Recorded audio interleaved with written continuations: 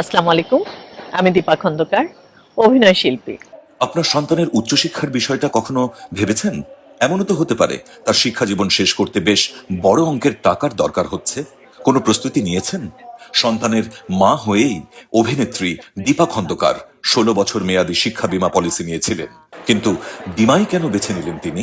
আমার কাছে যেটা মনে হয় যে এটা অনেক দায়িত্বশীল একটা কাজ এবং সন্তানের প্রতি অনেক ভালোবাসার একটা বহিঃপ্রকাশ। অনেক সময় দেখা যায় যে আমাদের ছেলেমেয়েরা বড় হয়ে ধরেন কোথাও পড়তে যাবে, ইউনিভার্সিটিতে পড়তে যাবে, তো তাদের ভেতরে একটা প্রেশার কাজ করে, ফ্যামিলিতে টাকাটা আছে কিনা, বাবা মা আসলে টাকাটা দিতে পারবে কিনা, বা পাবলিকে যদি চান্স না পায় তাহলে প্রাইভেটে পড়তে হবে, প্রাইভেটে পড়া মানে অনেক খরচের ব্যাপার, সেই খরচটা ফ্যামিলি বিয়ার করতে পারবে কিনা। তখন এগুলো ভাবতে ভাবতে বাচ্চারা কিন্তু এক ধরনের আমার কাছে মনে হয় যে একটা স্ট্রেসের মধ্যে চলে যায় এবং এক ধরনের ডিপ্রেশন কাজ করে ওদের মধ্যে।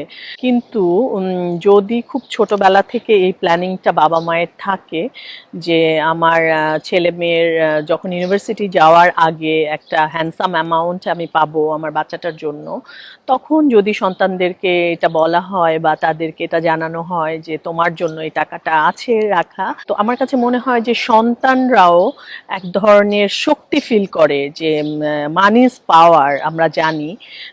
সো আমার কাছে মনে হয় যে বাচ্চারা মন থেকে এক ধরনের শক্তি ফিল করে। অনেক সময় কিন্তু আসলে টাকা হাতে আসে কিন্তু দেখা যায় যে সেভ করা হয় না, বাচ্চাদের জন্য কোনো কিছু রাখা হয় না, আমরা ব্যাংকে রাখছি কিন্তু প্রয়োজনের সময় সেটা তুলে খরচ করে ফেলছি। কিন্তু এই টাকাটা যেমন আটকে থাকা, ১৬ বছর আমাকে বাধ্য হয়ে টাকাটা জমাতে হবে, প্রিমিয়ামটা দিতে হবে এভরি ইয়ার, এবং সেটা ১৬ বছর পরে একটা ভালো অ্যামাউন্টের টাকা আমি আমার সন্তানের জন্য পেতে পারি।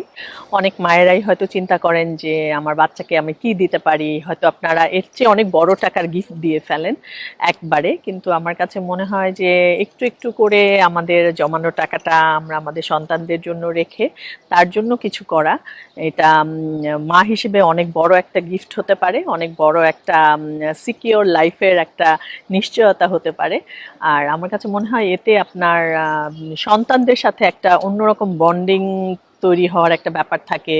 সো এটা যদি আপনারা মনে করেন যে হ্যাঁ আপনিও এরকম হতে চান, এরকম ইন্ডিপেন্ডেন্ট বা এরকম প্রাউড মাদার আপনি হতে চান, তাহলে তো আপনিও আপনার সঞ্চয় থেকে একটু একটু করে জমিয়ে আপনার সন্তানের জন্য এরকম একটা ইন্স্যুরেন্স পলিসি আপনারাও নিতে পারেন।